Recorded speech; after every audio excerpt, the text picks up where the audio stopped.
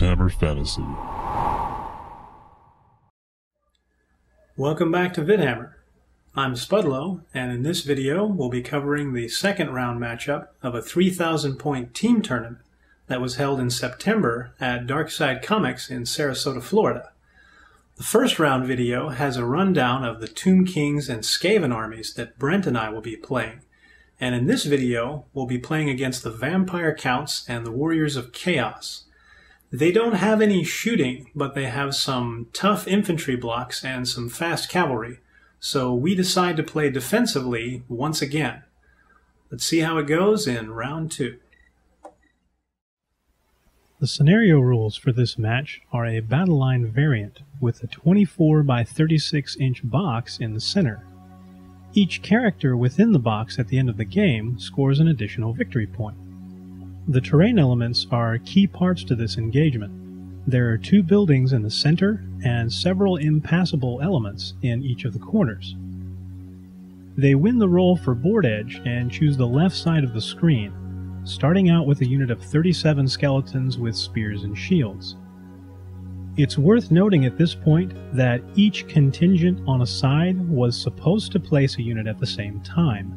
We didn't realize this till the 3rd game, so we played this game placing one at a time. For our first placement, since we knew we wanted to play defensively, we put down the war machines. After deployment is finished, I really regret my placement of the lightning cannons, but sometimes that's how it goes. They put down 15 Chaos Warriors, and we follow with Brent's Skeleton Warriors. Our strategy was to put the Skeletal Warriors on one side of the buildings and the slaves on the other. That way, we would have a roadblock to use whichever way they decided to go. They put down another block of 37 skeletons and put them in bus formation to fit more units on that lower side. This makes us think that they will probably load up that bottom side since it's better protection from the cannons. We put down the Tomb Guard on the bottom, which looks great for us since they will most likely match up with the more squishy skeletons rather than the Chaos Warriors.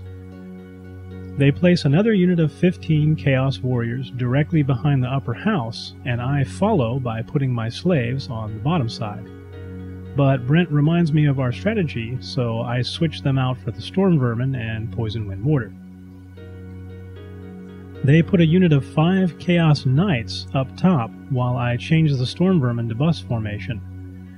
They get tired of waiting and put down a unit of 9 Crypt Horrors between the Chaos Warrior units. I tuck my Clan Rat bunker in behind the houses as they place a Chaos War Shrine. Brent's archers come down in our center. Another tough spot for them to be, but we were running out of room since we placed so far back from our deployment line. They put down a unit of 2 Bat Swarms, and I place my slaves on the top of our line. Both sides only have characters left at this point, so they start off with a hero in the upper Chaos Warriors and another hero and a level 2 sorcerer in the lower Chaos Warriors, as the Vampire Counts put their Vampire General and a White King BSB in their upper skeletons and a Necromancer in with the lower ones. For our characters, the Grey Seer goes in the Clan Rats, the Warlock Engineer with the slaves, and the Chieftain BSB ends up with the Storm Vermin, as Brent puts his Hierophant with the archers, and the Tomb Prince and Necrotech with the Tomb Guard. I remember to place my Gutter Runners at this time, but that's about all I remember to do with them. The Fast Cav make their Vanguard move, and as Brent gets us the first turn, things don't look too bad for us after deployment. Our strong units are lined up well, and it's going to take them some time to get either through or around the buildings. With everything set, we start off the first turn. I move up my Clan Rats enough so that the Grey Seer and Poison Wind Mortar can trace a decent line of sight between the buildings. I have the slaves do a reform to angle towards the Cav, but this turns out to be a non-issue. At this point, I remember my start of game elements and roll for my Warpstone tokens and get 2. Then the Chieftain has the Storm Vermin drink the Skaven Brew, and I roll another 1 and kill off 2 Storm Vermin, just like last game. We decide not to move anything else and jump into Magic where it's 9 versus 6. We split up the dice, and I take 6, leaving Brent with 3. We mark off the box at this point and carry on with my first spell. I use 2 dice for Warp Lightning on the Knights, but since I only roll a 4 on the dice, the spell fails. I use my last 4 for Plague on the Chaos Warriors, and they use 4 dice and get an Irresistible Dispel. Finally, Brent uses his 3 dice for the Casket's Light of Death ability on the Cavalry, and they get an Irresistible Dispel on 2 dice. Hopefully they got all their 6s out of the way, and maybe next turn we can get off a spell. On to shooting. The flank opportunity was too much to resist for the upper lightning cannon, but the shot sticks in the dirt, and the second one undershoots the lower skeletons. Both of the Poison Wind mortars shoot for the lower Chaos Warriors. Both mortars misfire, with the first one blowing up and killing a Storm Vermin, and the second one just not being able to fire. Brent's archers are out of range, but I cap off my Doom Rocket towards the skeletons, and I let Brent roll the dice. The range to the sweet spot was 36 inches, so we roll all 10 dice and get a 33-inch range with no misfire. The explosion takes out 5 Chaos Warriors and 10 skeletons from the upper unit, so it definitely got its money's worth this time. It evens out, of course, because I forget to shoot with the Gutter Runners. Over to the Vampire and Warriors of Chaos. They move up the battle line, the Cav angle around the upper terrain, and the upper Chaos Warriors move into the building. Magic ends up 11 versus 6, so we get ready for a little bit of pain on our end. They use 4 dice for piercing bolts of burning on the Storm Vermin, and I decide to use a Dispel Scroll on this, since they had a high casting value and it could end up doing a significant number of wounds. Then they use 2 dice for Fireball on the Storm Vermin again. We let this one go, since it's far less devastating than some of the vampire spells, and we'll have 6 Dispel dice against their remaining 5. It only takes out 3 models, so I can't be sad about that. Next, the vampire uses 3 dice for Dance Macabre and gets Irresistible Force, so the vampire line moves up with the Crypt Ghouls going into the building. In the backlash, 15 skeletons die and they lose their last power dice. So much for saving ours to dispel. For shooting, the Chaos War Machine gives the terror bonus to the lower Chaos Warriors. On the second turn, with the weakened skeleton units before him, Brent goes all out with his charges, but the Tomb Guard's little legs aren't enough to get there.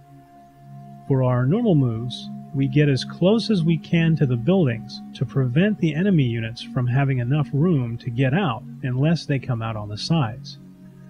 I agree that this is a bastard tactic, but it's been used on me a number of times. Karma gets me though, as I forget to move the Gutter Runners again. Magic ends up 6 against 2.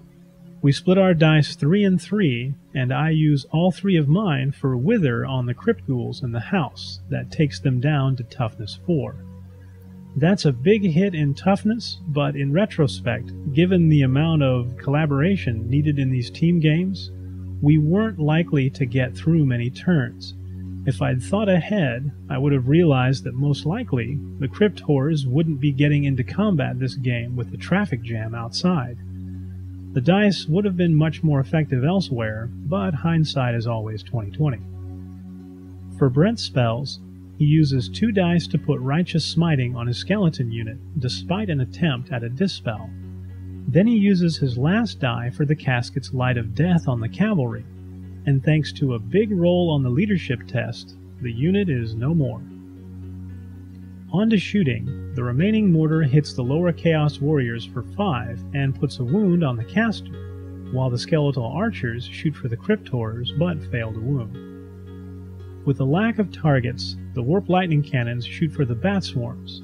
The first one misfires, deciding to take out 7 clan rats instead, but the second manages to hit for 6 wounds. The clan rats pass their panic check to move us into combat. In our first close combat, the Vampire's White King manages a single wound. The Tomb King's skeletons that are in base contact with the Necromancer are always strikes last. The rest manage to take out 4 of the vampire skeletons, who take out a single Tomb King skeleton in return. Then the ASF skeletons hit for 3 more. The Tomb Kings win the combat by enough to finish off the vampire's unit in crumbling, and with the death of the vampire's general, their army starts to crumble, finishing off the bat swarms. Over to their turn, they charge the storm vermin with their chaos warriors, and the skeletons and War Machine charge the Tomb King skeletons. With the traffic jam still in place, the remaining units stay in the buildings. Magic turns out 10 versus 7. The remaining vampire caster uses 6 dice for a Caress of Lenif on the Tomb King's Hierophant and gets irresistible force. The Hierophant only ends up taking a single wound, and the resultant backlash takes away the wizard's only casting level. For shooting, the War Shrine changes its buff on the Warriors of Chaos to +1 toughness, which doesn't bode well for the Storm Vermin. In the lower close combat, the vampire's skeletons hit for 3 wounds, the War Shrine manages 4 more, and the Tomb King skeletons take out 3 of the vampire skeletons, but fail to wound the War Shrine. The Tomb Kings lose the combat and another 8 models in combat resolution. In the upper combat, the Chaos Warriors issue a challenge, which I promptly refuse, so my BSB will move to the back. No point in offering up extra points. The Chaos Warriors, their Warlord, and the Sorcerer manage to take out 10 Storm Vermin altogether, while I managed to do a big nothing with all of my guys. The Storm Vermin stay steadfast and pass their break test, but that combat just isn't going to go well. 7 Chaos Warriors, and they're gonna whoop my ass. On to turn 3, the Tomb Guard charge the flank of the vampire skeletons as our other units move up again, just to logjam even more. I moved the gutter runners this time. I know it's pointless, but at least I remembered. Magic ends up 10 versus 4. Since the Storm Vermin battle is pretty much hopeless, we decide to put all of our dice into helping Brent win the one battle that's going our way. He takes all the power dice this round and uses the first 4 for the incantation of Desiccation at the higher level on the vampire skeletons, lowering their strength by 1 and their toughness by 2. The resultant miscast kills off 10 skeletal archers, puts another wound on the Hierophant Ketep, and we lose a single die from the power pool. Brent uses the 5 remaining dice for the incantation of Righteous Smiting again, this time on the Tomb Guard to give them +1 attack. They don't pull off the Dispel, and Brent gains back 3 skeletons and 4 archers from the Restless Dead effect. Finally, I have my Grey Seer eat both of his Warpstone tokens to try for Blessed with Filth on the Storm Vermin to give them poisoned attacks. Knowing that this is going to be the last round, we bypassed most of the shooting, but I go ahead and shoot the building with the gutter runners just so they can say they did something. Brent has his archers shoot the buildings as well, but neither of us manage any wounds. In the lower combat, the vampires challenge, but Brent is quick to move the naked Necrotech out of harm's way. The vampire character and War Shrine manage a few wounds apiece. Then the Tomb Guard and Skeletal Warriors hit the vampire skeletons for 28, and even manage to put a wound on the War Shrine before the last of the vampire skeletons crumble, and the War Shrine gets cut down as it flees. The upper combat is a bit of a different story, as I lose 10 Storm Vermin and only manage to do 1, even with the poison. I fail the break test, but end up running like the wind, leaving my standards in the dust. The game gets called as the clock runs out for this round. If you take into account the Storm Vermin's inevitable demise in the bottom of turn 3, we still take the victory, and both sides actually end up with the same bonus victory points. So after the first round, we're 1-1 and not feeling too bad about things on the whole. You can watch our third matchup here, where we go up against a serious shooting combination involving the Dwarves and the Empire. Thanks for watching this battle report. Be sure and check back for new videos each week. Do us a favor and subscribe, like the video if you want to see more, and as always, send us a comment if you have any tactics or matchups you'd like to see. Till next time from the Vidhammer crew, keep fighting.